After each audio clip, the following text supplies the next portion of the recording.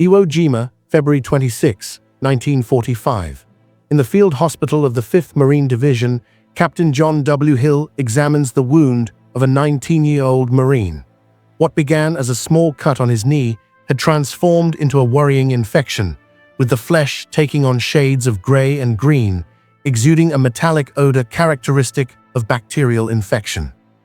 A few hundred yards away, deep in the Japanese tunnels, Private Akira Tanaka divides his last rice cracker with 3 comrades, his stomach aching with a familiar pain after days on severely reduced rations. And over all of them hangs the constant cloud of volcanic dust that permeates every particle of air, every sip of water, every breath. While the world focused on bullets and bombs, these 3 silent challenges, infection, deprivation, and extreme environmental conditions, were claiming lives just as much as direct combat, turning the battle for this small volcanic island into an unprecedented medical nightmare. The fine volcanic dust of Iwo Jima became the invisible enemy everyone underestimated.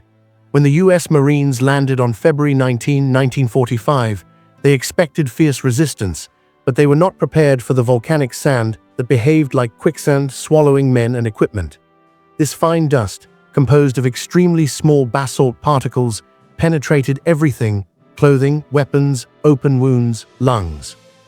Major General Harry Schmidt, commander of the Expeditionary Force, would later describe, "I've never seen anything like that sand. It not only hindered movement, but it created medical conditions none of us could have foreseen." Field medics soon realized they were fighting a dual enemy. While they treated combat wounds, the volcanic dust was creating a perfect environment for infections. Captain Hill, chief surgeon of the 5th Division's field hospital, documented in his official report, "The fine volcanic sand penetrated open wounds, making basic hygiene difficult and creating conditions for bacterial infections. Even minor wounds, which would normally have healed quickly, were becoming serious problems due to the constant contamination." This observation was corroborated by all medical personnel on Iwo Jima. The dust wasn't just an inconvenience, it was a critical medical factor. The medical numbers are revealing, though less dramatic than often portrayed. According to official Marine Corps records, approximately 10 to 15% of medical casualties were due to infections and non-combat-related illnesses. This represents about 2,600 to 3,900 cases among the 26,038 total American casualties, 6,821 killed, 19,217 wounded. The wound infection rate was 15 to 20%, compared to much higher rates in World War I, thanks to the use of newly discovered penicillin. Sergeant Carl Johnson, a field medic, would write in his diary, "3 days on the island and every wound requires constant attention. We change bandages and see the black dust already seeping in. We are fighting a war against invisible enemies our bullets cannot hit." The introduction of penicillin in 1943 revolutionized infection treatment in World War II. On Iwo Jima, medics used this antibiotic aggressively to prevent gangrene and other serious infections. Captain Hill described in his report, "Penicillin was our greatest ally against infection. We administered prophylactic doses to all wounded, even those with minor injuries. This saved countless lives that would have been lost to infections in the First World War." Despite this, the extreme conditions of the battle still created insurmountable challenges. The book Battle Surgeons, Forgotten Heroes of World War II * documents that, even with penicillin, doctors often had to make difficult choices about which wounded could be saved. For the Japanese buried in the tunnels, the logistical situation was desperate from the beginning. American naval blockades had prevented significant supplies from reaching the island since June 1944. When the battle began in February 1945, the garrison was already operating on reduced reserves. General Tadamichi Kurabayashi's defense plan, while tactically brilliant, underestimated the long-term logistical needs. Diaries recovered from Japanese soldiers tell a harrowing story of growing deprivation. Private Kiyoshi Tamura wrote on March 3, "Ration reduced to half a rice cracker per day. We collect rainwater with our capes. The men chew roots and local plants for nutrients."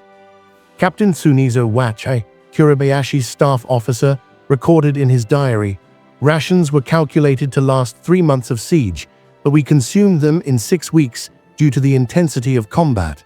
We are now reduced to a quarter of a rice cracker per man per day. Soldiers are collapsing from exhaustion during their watch shifts."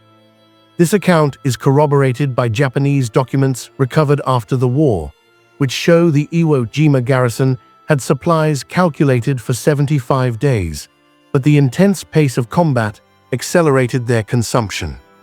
The third challenge, often misunderstood, was the island's volcanic environment itself. Iwo Jima means sulfur island in Japanese, but there were no significant emissions of sulfur or sulfur dioxide at the time of the battle. The main environmental problem was the extremely fine volcanic sand, which created a constant cloud of dust that penetrated everything. The official report Iwo Jima, amphibious epic asterisk describes, the volcanic soil created a fine dust that penetrated weapons, equipment, open wounds, and lungs. Healthy men developed respiratory irritation after just a few hours on the island. For the Americans on the surface, the dust hindered the function of weapons and equipment, in addition to causing respiratory problems. For the Japanese buried in the tunnels, the situation was even more complex. Private Shijuki Miura described in a letter, "The air in the tunnels is heavy with constant dust. Men cough frequently, our eyes burn. Sometimes the dust is so thick we have to cover our faces with wet cloths." American intelligence reports after the battle confirmed that the air quality in the deep tunnels was poor, with reduced oxygen levels and a high concentration of airborne particles. The interaction of these three threats created a vicious cycle of physical depletion. Malnutrition weakened the Japanese soldiers' immune systems, making them more susceptible to infections from their wounds. The volcanic dust complicated respiratory problems and contaminated limited water sources. Infections thrived in the unhygienic conditions unavoidable in trench warfare. It was a perfect storm of physiological misery. American medical efforts to combat infections became increasingly sophisticated. Doctors developed techniques for irrigating wounds with saline solution, combined with the aggressive use of penicillin. In extreme cases, amputation became necessary, but these were performed in reasonably safe medical conditions. The field hospitals were located on the beach. Relatively protected from direct combat, war nurse Helen Pavlovsky, who served aboard the hospital ship US Samaritan, wrote, "We received men whose wounds were relatively minor, but the infection had begun to spread. The characteristic smell of infection permeated the ship, but thanks to penicillin, we saved most of them." On the Japanese side, the situation was apocalyptic. Without access to antibiotics or proper medical care, soldiers watched their comrades waste away from treatable infections. The diary of military doctor Captain Ryoichi Yoshioka, recovered after the battle, contains moving entries: no antibiotics, no adequate pain relievers, not even enough food to maintain the patient's strength. "Today I had to tell a 19-year-old man that his leg was infected, and there was nothing I could do but ease his pain as much as possible." These accounts are corroborated by recovered Japanese documents, showing that Japanese military doctors had extremely limited medical supplies. The question of starvation among the Japanese defenders is complex. Of the approximately 21,000 Japanese defenders, only 216 were taken prisoner during the 36 days of active combat. Although deprivation was real, it is unlikely that thousands died of starvation before the combat. General Kuribayashi carefully planned reserves to last 3 months, but the intensity of the battle accelerated their consumption. The book Iwo Jima, The Battle and the Legend estimates that hundreds of Japanese soldiers may have succumbed to extreme exhaustion and malnutrition during the battle, but not before it began. The final cost of these medical and environmental challenges may never be fully calculated, but the available numbers are telling. American medical records indicate that about 3,000 Marines were affected by non-combat-related diseases and infections. For the Japanese, the combination of malnutrition, exhaustion, and lack of medical care contributed significantly to their inability to resist longer, although it's impossible to isolate exactly how many died from these causes. The medical legacy of Iwo Jima, however, was not entirely in vain. The lessons learned about infection control in field conditions, treatment of respiratory irritation, and management of physiological stress in extreme environments would influence military medicine for decades. The wound irrigation techniques developed to fight infections would become standard in trauma care. The strategic use of penicillin in the field established protocols that saved countless lives in later conflicts. Perhaps the most poignant testimony comes from Marine Joe O'Donnell, who survived the battle. "We expected the bullets, the mortars, the grenades, but we weren't prepared for the island to wear us down slowly, by the dust in our lungs, the infection in our cuts, the land that hindered every movement."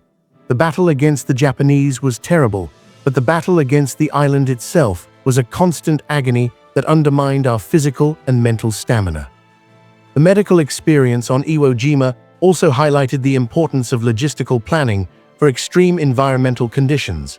After the battle, the Marine Corps revised its medical protocols to include specific supplies for fine dust environments and techniques to prevent infections in field conditions. Captain Hill's post-battle report included specific recommendations. Respiratory protection equipment should be standard for operations in fine volcanic dust environments. Medical supplies must include increased quantities of antibiotics and wound irrigation materials. For the Japanese, the lesson was more tragic. General Kuribayashi later acknowledged in recovered documents that he underestimated the logistical needs for a prolonged defense. His tactical plan was brilliant, but it failed to adequately consider the medical and logistical challenges of a garrison isolated for months. This lesson was learned the hard way, with terrible human costs. 75 years later, while Iwo Jima remains virtually uninhabited, the traces of these challenges still echo. The worn dust masks, the empty medicine vials, and the time-stained diaries tell the story not just of man-against-man conflict, but of man's struggle against nature in its most hostile form. Dust, deprivation, and exhaustion. These were the true, omnipresent enemies on Iwo Jima, reminding us that in war, the environment can be as grueling as any man-made weapon. The story of Iwo Jima is often told through the lens of heroism and sacrifice in direct combat. But the true medical lesson of the battle is more subtle. Even with advanced technology and unshakable courage, human beings remain vulnerable to the basic forces of nature. The volcanic dust that penetrated wounds, the malnutrition that weakened already exhausted bodies, and the exhaustion that undermined mental resistance. These were the silent enemies that challenged even the bravest soldiers. The battle for Iwo Jima teaches us that war is not just a clash of armed forces, but a multidimensional struggle against all the elements that make up the battlefield. The US Marines who conquered the island not only defeated the human enemy, but overcame environmental challenges that tested their physical and mental limits to the extreme.